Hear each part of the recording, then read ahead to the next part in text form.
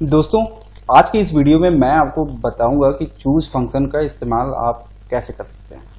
Choose function का इस्तेमाल दोस्तों कई जगह पे होता है। यहाँ पे मैंने आपको सिर्फ इसको समझाने के लिए दो एग्जांपल लिया है। एक एग्जांपल में मैं आपको चूज फंक्शन की मदद से फार्मूला को डायनेमिक कैसे बना सकते हैं ये बताऊंगा, और दूसरे चूज जो एग्जांपल है उस एग्जांपल में मैं आपको चार्ट को किस तरीके से डायनेमिक किया जा सकता है चूज फंक्शन की मदद से, वो मैं बताऊंगा।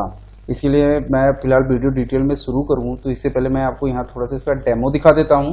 उसके बाद फिर मैं आपको डिटेल में बताऊंगा कि आप इस तरीके से जो होता है कैसे कर पाएंगे।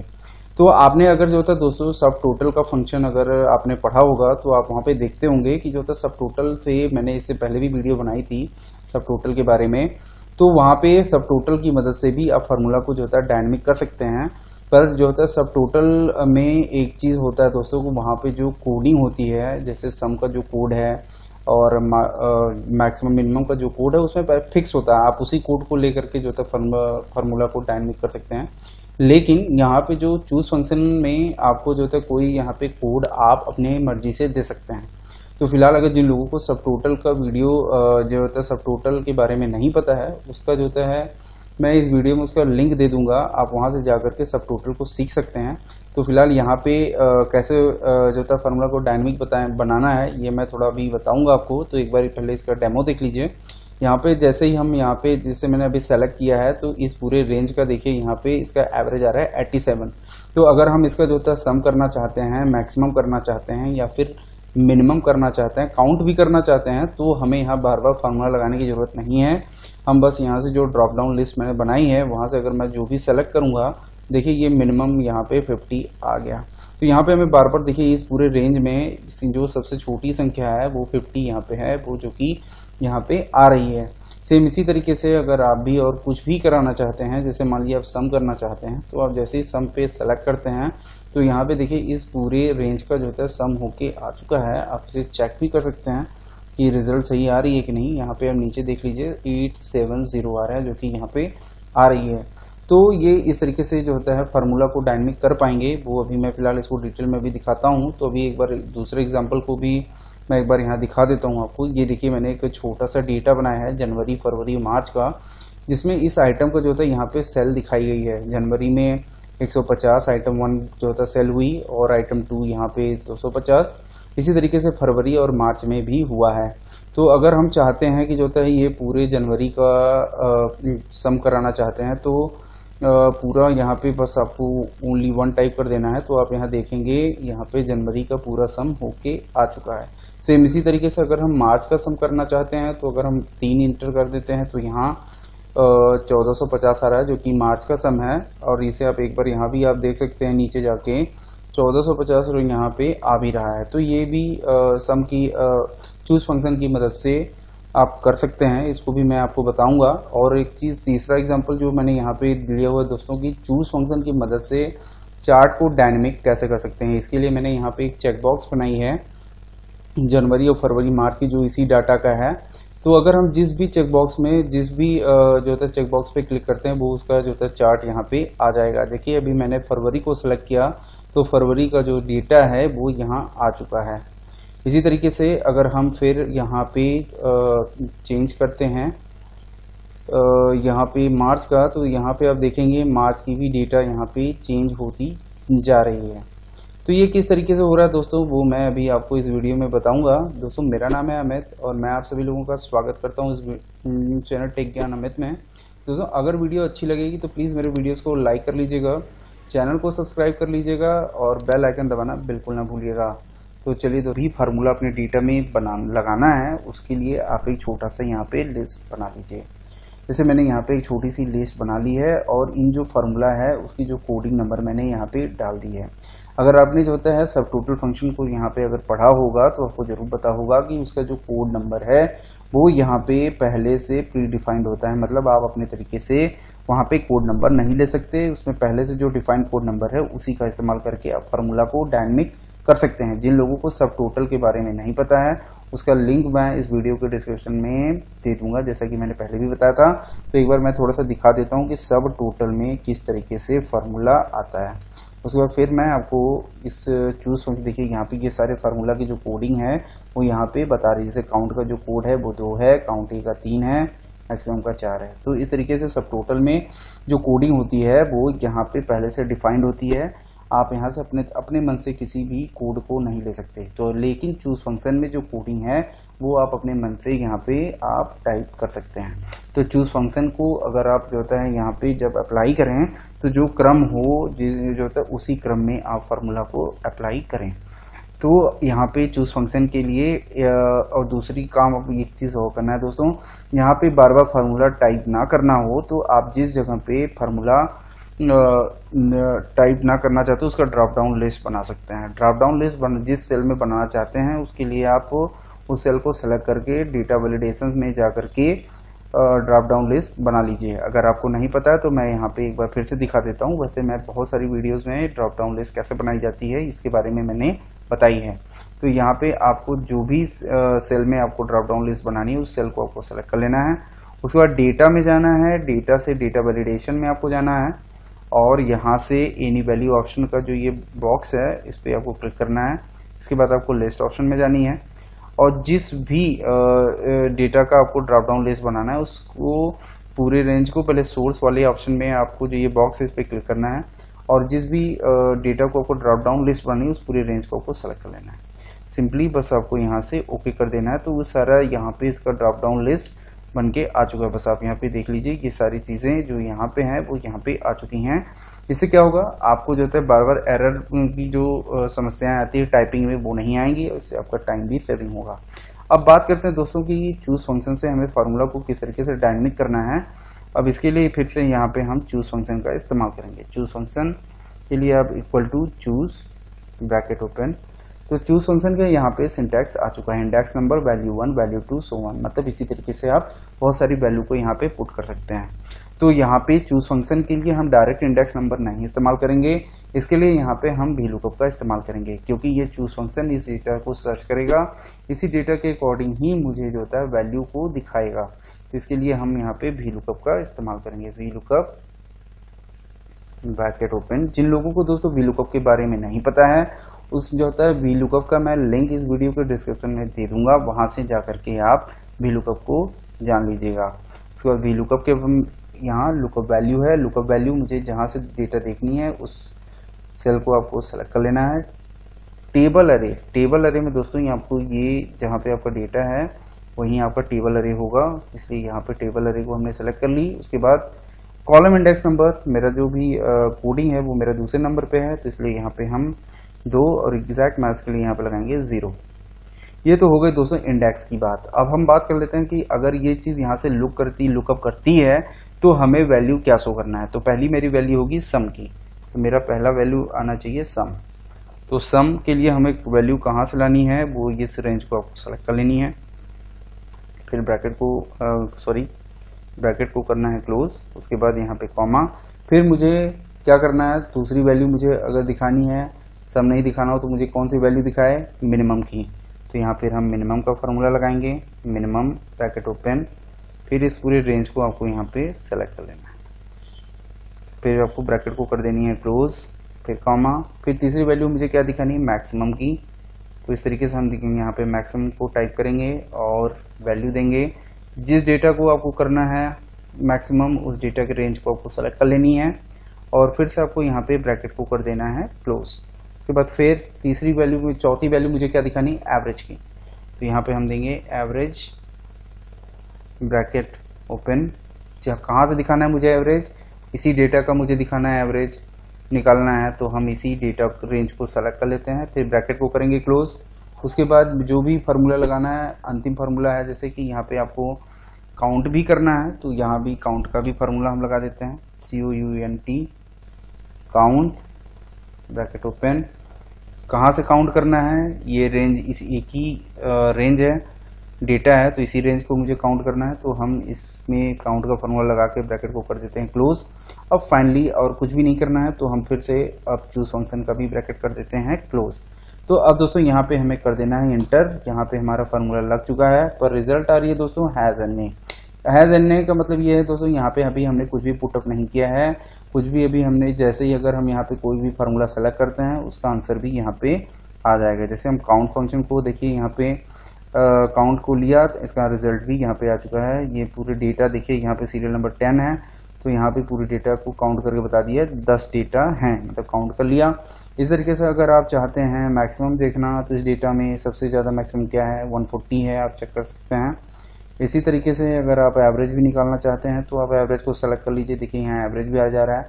तो इस तरीके से दोस्तों आपको फार्मूला लगाने की ज़रूरत नहीं पड़ रही है, बस आपको जो भी फार्मूला आपको अप्लाई करना है उस फार्मूला को आपको सेलेक्ट कर लेना है और रिजल्ट यहाँ पे आ जा रही है। तो इस तरीके से आप चूज फंक्शन की मदद से भी फार्मूला को डायनेमिक कर सकते हैं। तो अब चलते हैं दोस्तों दूसरे नंबर सीट पे, वहाँ पे दूसरा एग्जाम्पल देखते हैं। सीट नंबर 2 पे जाते हैं दोस्तों। यहाँ पे मैंने एक छोटी सी डेटा बनाई है। इस डेटा में हम चूज फंक्शन की मदद से कैसे सम करेंगे वो मैं बताऊंगा, साथ ही साथ फार्मूला जो होता है इस डेटा के से डायनेमिक चार्ट कैसे बनाएंगे वो भी मैं यहाँ पे बताऊंगा। इसके लिए हम पूरा पहले यहाँ से इस कंट्रोल X कर लेते हैं। इसके लिए पूरे रेंज को हम सेलेक्ट कर लेते हैं, कंट्रोल X, और यहाँ पे डाल देते हैं कंट्रोल V। ये दोस्तों ये छोटी सी डेटा मैंने बनाई थी जनवरी फरवरी मार्च, जिसका ये आइटम है, ये सेल रिपोर्ट है। जनवरी में आइटम 1 150, फरवरी में 200, 160, ये है इस तरीके से। तो अगर हम इसका जो होता है इस पूरे रेंज का अगर हम सम करना चाहते हैं, जनवरी का पूरा सम करना चाहते हैं, फरवरी का, इसी तरीके से मार्च का अगर करना चाहते हैं, तो चूज फंक्शन की मदद से हम सम कैसे कर सकते हैं वो हम यहाँ पे देखते हैं। इसके लिए हम यहाँ पे इसका जो होता है पूरा रिजल्ट हम यहाँ चाहते हैं, तो यहाँ पे हम इसके लिए चूज फंक्शन का इस्तेमाल करेंगे, equal to choose bracket open. Index number में दोस्तों हम यहाँ पे देंगे ये वाली सेल, क्योंकि यहाँ पे जो भी वैल्यू आएगी उसी के अकॉर्डिंग मुझे चूज उस डेटा का सम हमें देता रहेगा। इसके लिए हम यहाँ देंगे कॉमा, उसके बाद वैल्यू 1। वैल्यू 1 में क्या देंगे दोस्तों, वैल्यू 1 में हम देंगे पहला सेल जो होता है जनवरी का, कॉमा, फिर दूसरा सेल देंगे फरवरी का, दूसरा वैल्यू के लिए हम फरवरी का रेंज देंगे। सेम इसी तरीके से वैल्यू 3 के लिए हम मार्च का पूरा देंगे रेंज। उसके बाद यहाँ पे कर देंगे ब्रैकेट को कर देंगे क्लोज। ये तो हो गया दोस्तों चूज फंक्शन का। चूज फंक्शन क्या काम करेगा, C2 वाले डेटा को चेक करेगा। C2 वाले डेटा में चूज फंक्शन, पहली बात तो एक चीज मैं बता दूं दोस्तों, ये चूज फंक्शन ऑटोमेटिक ये समझ लेता है कि आपने जिस तरीके से फार्मूला को लगाया वो ये जान लेता है कि हम क्या होता है किस डेटा मतलब डेटा के क्रम को ये समझ लेता है। अगर हम जैसे सीरियल नंबर को जो बीच में यहाँ पे ये आप देख रहे हैं C2, इसमें अगर हम 1 लिखेंगे तो चूज फंक्शन ये समझ लेगा कि हम जनवरी के डेटा के बारे में बात कर रहे हैं। सेम इसी तरीके से अगर 2 और 3 टाइप करते हैं तो ये चूज फंक्शन को पता चल जाएगी कि हम फरवरी और मार्च की डेटा के बारे में बात कर रहे हैं। तो चूज फंक्शन यहाँ क्या काम करेगा, जैसे अगर हम 1 टाइप करते हैं तो चूज फंक्शन समझ जाएगा कि हम जनवरी की डेटा की बात कर रहे हैं, 2 टाइप करेंगे तो फरवरी की बात कर रहे हैं, इसी तरीके से अगर 3 टाइप करते हैं तो मार्च के बारे में बात कर रहे हैं। ये सेल रेंज ये इस तरीके से ये चूज फंक्शन यहाँ पे काम करेगा। अब बात करते हैं दोस्तों कि यहाँ पे इसको हमको कराना क्या है। कराना है हमें, जैसे इसका पूरा हमें सम करना है तो यहाँ पर हम चूज फंक्शन से पहले हम यहाँ सम फंक्शन का इस्तेमाल करेंगे। सम ब्रैकेट ओपन, ये हो गया पूरा ये मेरा पूरा नंबर हो गया। इसके लिए फिर हम यहाँ पे ब्रैकेट को कर देंगे क्लोज और यहाँ पे हम कर देंगे एंटर। देखिए यहाँ पे अभी वैल्यू एरर आ रही है क्योंकि यहाँ इस सेल में अभी कुछ भी नहीं है। जैसे ही हम एंटर प्रेस करेंगे और एंटर प्रेस करेंगे, देखिए दोस्तों ये 1440 आ चुकी है। चूज फंक्शन ने ये समझ लिया कि एक नंबर जो होता है यहाँ पे अगर हम टाइप करते हैं तो ये जनवरी की डेटा की बात कर रहा है। तो इसके लिए आप यहाँ चेक भी करना चाहते हैं तो आप यहाँ इसको पूरे रेंज को सेलेक्ट कर लीजिए। देखिए आंसर यहाँ 1440 आ रही है। सेम इसी तरीके से अगर हम यहाँ 3 टाइप करते हैं तो चूज फंक्शन को ये पता चल जाएगी कि हम मार्च के डेटा की बात कर रहे हैं। तो यहाँ पे हम मार्च को अगर सेलेक्ट करते हैं तो देखिए इसका आंसर भी 1450 आ रहा है। तो इस तरीके से हम जो होता है चूज फंक्शन की मदद से हम किसी भी डेटा का सम, एवरेज, मैक्सिमम, मिनिमम भी कर सकते हैं। अब बताते हैं दोस्तों कि चूज फंक्शन की मदद से हम डायनेमिक चार्ट कैसे क्रिएट कर सकते हैं, वो भी एक बटन के माध्यम से।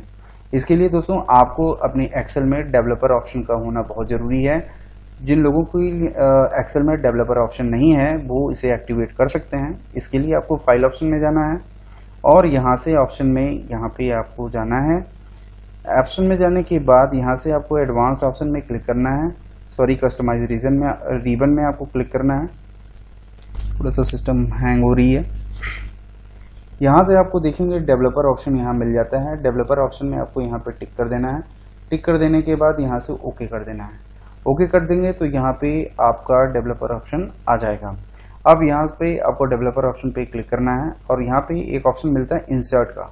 इंसर्ट ऑप्शन में आपको क्लिक करना है और आप यहाँ पे देखेंगे एक बटन का जो होता है यहाँ पे आइकन आपको मिल जाएगा। इस बटन ऑप्शन पे आपको क्लिक कर लेनी है और यहाँ पे जो भी बटन लगाना है, जहाँ पे आपको लगाना है वहाँ पे आपको ड्रैग करके इस तरीके से क्रिएट कर लेना है। सेम उसी तरीके से यहाँ पे हमारे पास 3 डेटा हैं, तो 3 डेटा के लिए यहाँ पे हम 3 बटन क्रिएट कर लेते हैं। इसके बाद आपको फिर से इंसर्ट ऑप्शन में जाना है, बटन ऑप्शन को सिलेक्ट करना है और फिर से यहाँ पे ड्रैग करके दूसरा बटन क्रिएट कर लेना है। सेम इसी तरीके से फिर से इंसर्ट ऑप्शन में जाना है दोबारा और फिर से आप तीसरे के लिए डेटा के लिए बटन ऑप्शन यहाँ पे क्रिएट कर लेंगे। यहाँ पे ये इस तरीके से ये बटन आ चुका है। अब आप चाहते हैं तो इस डेटा के अकॉर्डिंग यहाँ पे इस बटन का नाम भी रख सकते हैं। इसके लिए आपको माउस से राइट क्लिक करना है, एडिट टेक्स्ट में जाना है और अपने डेटा का नाम यहाँ अकॉर्डिंग टू अपने डेटा के हिसाब से आप चेंज कर सकते हैं।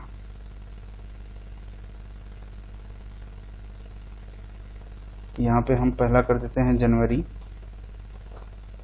फिर हम इसी तरीके से यहाँ भी कर सकते हैं, माउस से राइट क्लिक करके एडिट टेक्स्ट और यहाँ पे कर देते हैं फरवरी।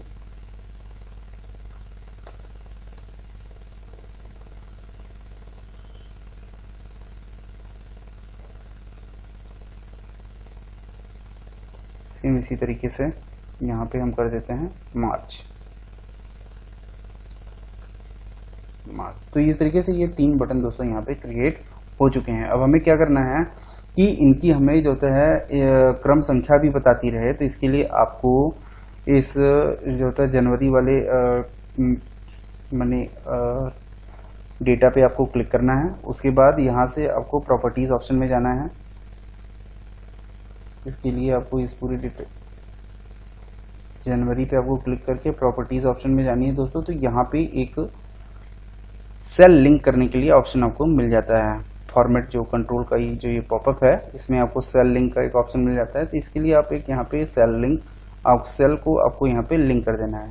इसके लिए यहाँ पे आपको क्लिक करके जो भी सेल में आप जो भी इसके सेल इस पे लिंक कराना चाहते हो उस सेल को आप यहाँ सेलेक्ट कर लीजिए और यहाँ से आपको ओके कर देना। तो इससे क्या होगा कि ये हमें ये बताता रहेगा कि हम जो होता है कौन से पोजीशन की डेटा के बारे में, मतलब कौन से क्रम की डेटा के बारे में बात कर रहे हैं। जैसे अभी मैंने जनवरी पे देखिए यहाँ पे सेलेक्ट किया हुआ, तो ये बता रहा है ये कौन से नंबर पे है, पहले नंबर पे। सेम इसी तरीके से अगर हम मार्च पे यहाँ पे क्लिक करते हैं तो देखिए ये तीसरे नंबर के लिए बता दिया है। इसी तरह अगर फरवरी भी चाहें, फरवरी क्लिक करते हैं दोस्तों, यहाँ देखिए फरवरी के लिए ये कौन सा क्रम है बता रहा है। तो अब यहाँ पे हमें जो होता है एक डायनेमिक चार्ट बनाना है, तो इसके लिए हमें इस डेटा को यहाँ पे लानी है। तो हम इसको यहाँ से कॉपी कर लेते हैं और यहाँ पे पेस्ट कर देते हैं। सेम इसी तरीके से हमें जो सी महीने की, जो भी महीने के हमें यहाँ रिकॉर्ड देखना है वो यहाँ पे, अगर हम यहाँ पे बटन पे क्लिक करते हैं तो वो यहाँ आए। इसके लिए यहाँ पे हम चूज फंक्शन का इस्तेमाल करेंगे। Equal to choose bracket open, index number के रूप में हम यहाँ देंगे, क्योंकि इसी के हिसाब से ये क्रम हमें जो बताता रहेगा कि कौन से क्रम की हम बात कर रहे हैं। तो यहाँ पहले हम इस सेल को F1 को सेलेक्ट कर लेते हैं। उसके बाद इसको हम जो होता है ड्रैग करके ये फार्मूला पूरे सेल में अप्लाई करना है। तो इसके लिए हम इसको लॉक भी कर देते हैं। इसके लिए F4 की से हम इसको लॉक कर देते हैं। उसके बाद यहाँ पे कॉमा लगाएंगे, वैल्यू 1 में दिखाएंगे। पहली वैल्यू आएगी दोस्तों मेरी जनवरी की, कॉमा, फिर दूसरी होगी फरवरी की, कॉमा, और फिर होगी तीसरे नंबर की मार्च की। फिर अब यहाँ पे कोई भी डेटा नहीं है तो हम यहाँ इस चूज फंक्शन को कर देंगे क्लोज और दोस्तों कर देंगे यहाँ से इंटर। तो अभी देखिए मैंने 2 नंबर फरवरी पे यहाँ पे क्लिक किया था तो यहाँ पे ही फरवरी आ रहा है। अगर हम जनवरी पे क्लिक करते हैं तो यहाँ जनवरी भी का आ चुका है। तो जनवरी का यहाँ पूरा डेटा भी नीचे आता रहे, तो इसके लिए इस फॉर्मूले को पूरा नीचे तक आपको ड्रैग कर देना है। तो यहाँ देखिए पूरा जनवरी का भी डेटा आ रहा है, ये देखिए। अब जो होता है इस डेटा के अकॉर्डिंग आप एक डायनेमिक एक चार्ट क्रिएट करना चाहते हैं, तो इसके लिए आपको इंसर्ट ऑप्शन में जाना है और यहाँ पे बहुत सारे चार्ट आपको मिल जाते हैं। और यहाँ पे जैसे मैं एक आपको एग्जांपल के रूप में column chart 3D column chart आपको बना के दिखा देता हूँ। इसके लिए मैं इसको थोड़ा सा छोटा कर लेता हूँ क्योंकि जगह यहाँ थोड़ी सी है और इसको नीचे यहाँ पे रख देते हैं। अब आपको यहाँ पे क्या काम करना है कि यहाँ पे इस डेटा के अकॉर्डिंग यहाँ पे चार्ट आती रहे, इसके लिए आपको यहाँ पे सेलेक्ट डेटा में जाना है और यहाँ पे चार्ट डेटा रेंज में आपको जो भी आपका डेटा है उस रेंज को आपको सेलेक्ट कर लेना है, ये इस तरीके से, और फिर यहाँ से आपको ओके कर देना है। तो दोस्तों इस तरीके से यहाँ पे आप देख सकते हैं चार्ट आपका यहाँ पे बन के आ चुका है। अब यहाँ पे अगर आप चाहें तो फरवरी का जो होता देखना चाहते हैं तो आप यहाँ पे फरवरी का देखिए, यहाँ पे फरवरी का आ रहा है। आप यहाँ पे चाहें तो नाम भी चेंज कर सकते हैं। इसके लिए इक्वल टू इस सेल को आपको सेलेक्ट कर लेना है। तो यहाँ पे इंटर प्रेस कर दीजिए। देखिए चार्ट टाइटल में एक सेकेंड अभी नहीं आया तो इसको आप पहले डिलीट कर दीजिए और इस सेल रेंज को आपको सेलेक्ट कर लीजिए।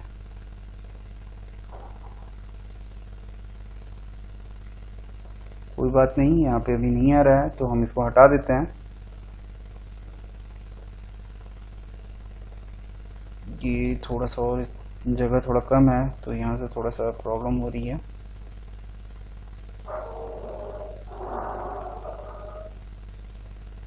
इसी तरीके से अगर आप मार्च का भी देखना चाहते हैं तो यहाँ देखिए मार्च का भी डेटा चेंज होता रहेगा।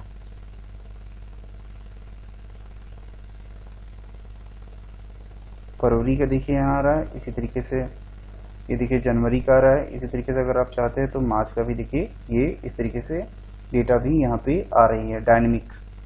तो उम्मीद करता हूँ दोस्तों ये आपको समझ में आ गई होगी। अगर वीडियो अच्छी लगी होगी दोस्तों तो प्लीज़ मेरे वीडियोस को लाइक कर लीजिएगा, चैनल को सब्सक्राइब कर लीजिएगा, बेल आइकन दबाना बिल्कुल ना भूलिएगा। तो दोस्तों मिलते हैं अगले वीडियो में एक नए टॉपिक के साथ। तब तक के लिए नमस्कार।